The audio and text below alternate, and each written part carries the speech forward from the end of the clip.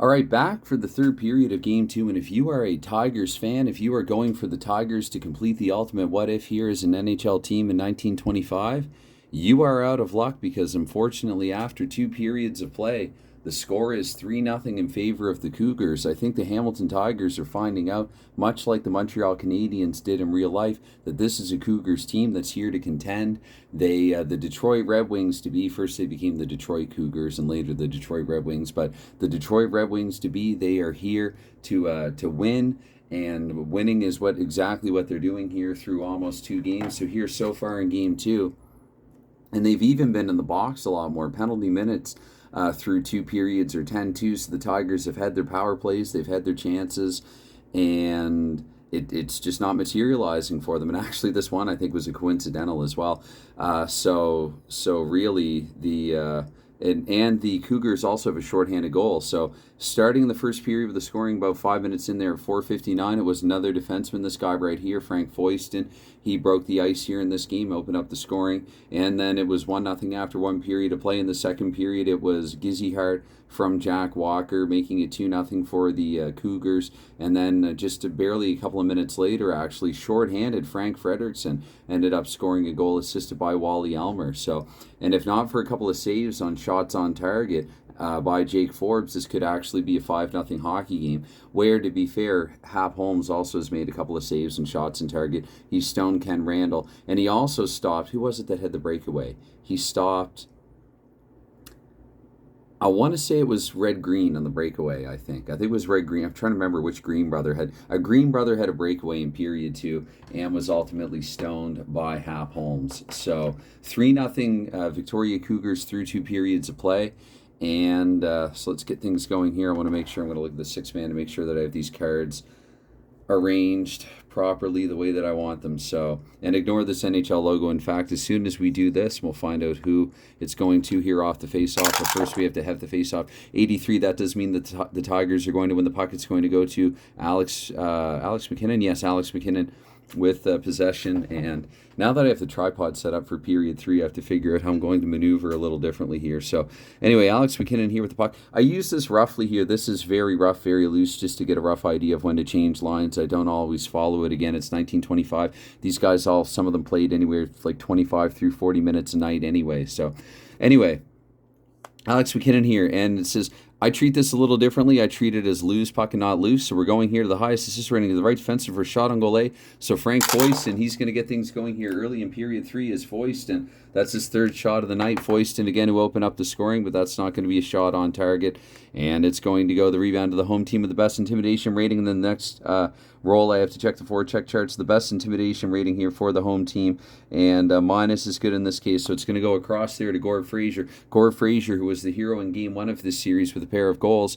And Fraser, I'm just going to roll and check the forecheck chart where we have a 67. A 67 on the forecheck chart. Actually, I should assume for this one that Hamilton is in 3 and the Cougars would be in 1. 67 on a 1. It's his intercepted pass, left defenseman. Shot on goal C+4. Shot on goal C+4 for Cam Randall. I think he's going to take it in the third period. I don't think the Tigers are going to hold out for much. So 72 here. 72 for Cam Randall. His second shot of the night. Definitely not in range.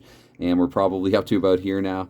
At least here, so we're looking to the rebound. The rebound does say offensive center, so the Tigers keeping the pressure on here. Billy Birch, let's see. Billy Birch, skater with the highest assist rating. Over to Red Green here for a shot on goal A. Shot on goal A.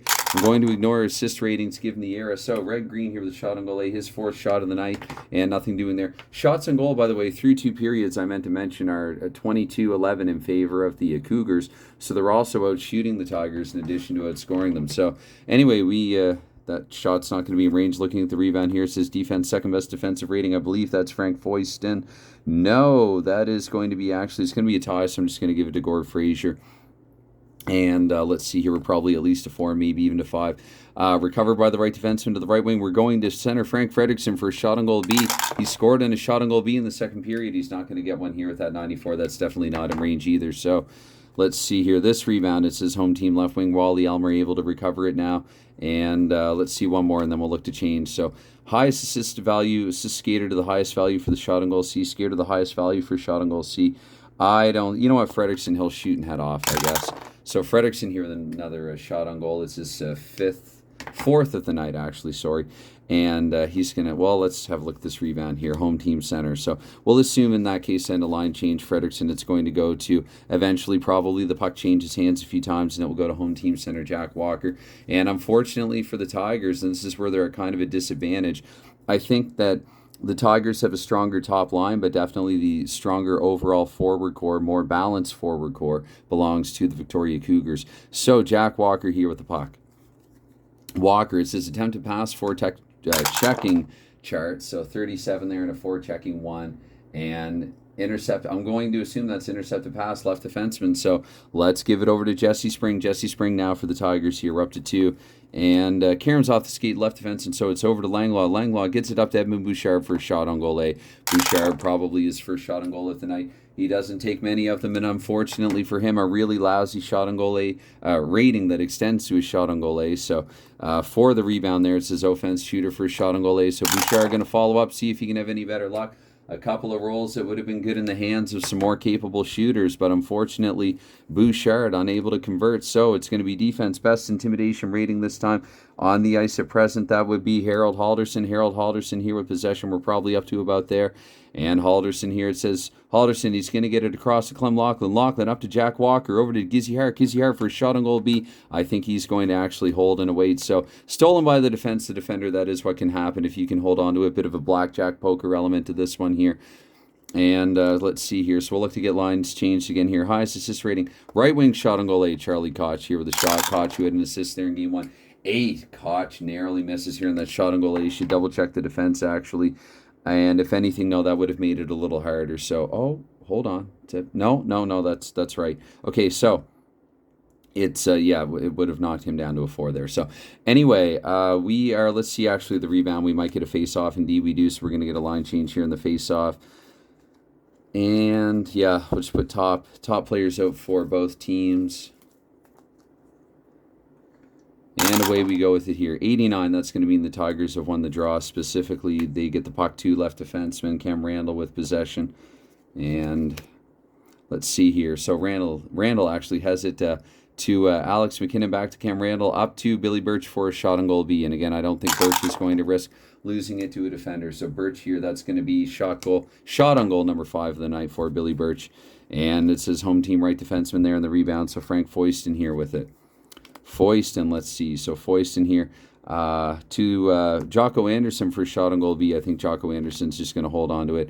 And let's see here. Any assist +2, left wing, right wing, center for a shot on goal A. Frank Fredrickson looking to add another tally to his total with a 19. That's going to be a shot on goal on target for Frank Fredrickson. So over to Jake Forbes we go.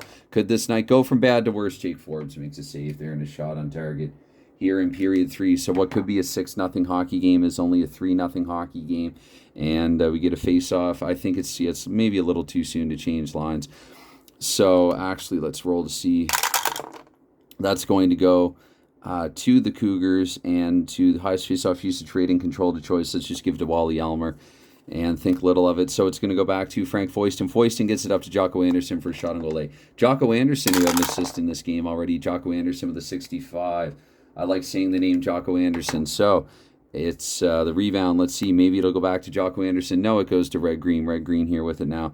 Probably look to change after this one where it says offside and a face-off, so it's meant to be. So, again, we have to get for the Tigers really little to choose from here. I mean, maybe I could even mix it up and put a capable scorer on line 2 instead of loading up on line 1. That's a decision that they might actually look to pursue in game 3. In real life, the Victoria Cougars actually won this series in 4 games. I believe they won games 1, 2, and 5 against the Canadiens, and the Canadiens took game 3. I know it was 3-1 anyway, the series final in a best of 5.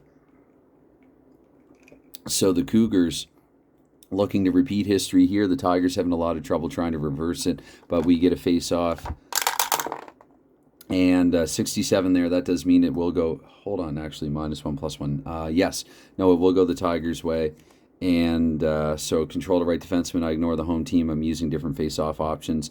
And let's see. So 1 here. Let's see. Right wing. So center. Shot on goal A. Mickey Roach here with the shot on goal A. Roach here. The puck slides off his stick. And again, the 15. So again, the Tigers are getting the capable. They're getting the roles. But the wrong player. Right roles, wrong players basically has been the case here for the Tigers. And puck frozen in a face-off, so Holmes evidently didn't want didn't want to leave anything to chance there, and might actually not be a 2 yet. Is that sitting flat? No, it wasn't. So let me re-roll. Okay, that's going to be a 90 here. So again, it's going to be the Tigers winning the draw. They've had luck with that, if nothing else, but we're going to get an immediate face-off here again. So the follow-up draw. Let's see here, 52. That does mean actually that will go the Cougars' way, actually, and the Cougars, Harry Meeking here with the puck. And it's probably here. Let's see. So right defenseman, so it's going to go to Harold Halderson for a shot on goal. See where Halderson will just hold on to it. Halderson, let's see. Right wing for a shot on goal this time. He has a better option. Halderson with a 61. That is not in range. That's Halderson's third shot on goal of the night. He now has one of each color.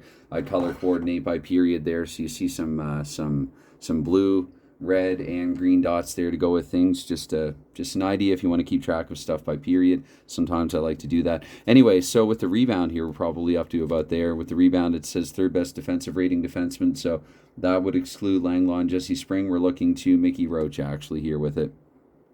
And let's see. So center and right wing 2, Charlie Langlaw for a shot on goal. Langlaw, who did score there in game 1. No, he's not going to be able to. He's not going to get so lucky here. That's his first shot of the night, too.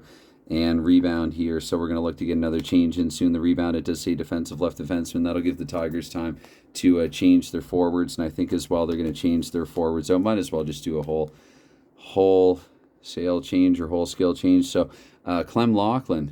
Whoops, what am I doing here? I didn't need to drop those. That would have been a good shot, though. Laughlin, let's see here. So he picks up the puck. He gets it to Wally Elmer. He's going to head off ice. It's going to go back to oncoming Gord Frazier for a shot on goal. Frazier, again, the Game 1 hero, this time with a 74. So doesn't have the hot stick tonight, but it's going to be here. Right defenseman getting the rebound. And choice of 2 skaters, open left defenseman Cam Randall, shot on goal B. Randall will look for better. Maybe a regrettable choice here, offside and a face-off. So, yeah, just probably about here. 1.5, we'll say. So let's see who the puck will go to. And 19, so it's going to go to the Victoria Cougars. The Cougars here, and to highest value for the Cougars, I'm just going to look to the V's, and that's going to be Frank Fredrickson here with it off the draw. Fredrickson left wing, Fredrickson across to Elmer, and it's going to go ultimately back to Frank Foyston for a shot on goal. Foyston, who again opened up the scoring, but here with this fourth shot unsuccessful. Rebound to the best defensive rating currently for the Tigers on ice. The best defensive rating, that's going to be Cam Randall. So Randall looking to exit the zone with it, but it says here puck frozen, face off, evidently the puck up and out of play somehow. So I think especially if you're the Tigers, you have to leave on who you have on. So, or who they have on. Anyway, it's going to be 68 here. 68, that does go the Tigers' way. With possession here off the draw, it's going to be right defenseman Alex McKinnon.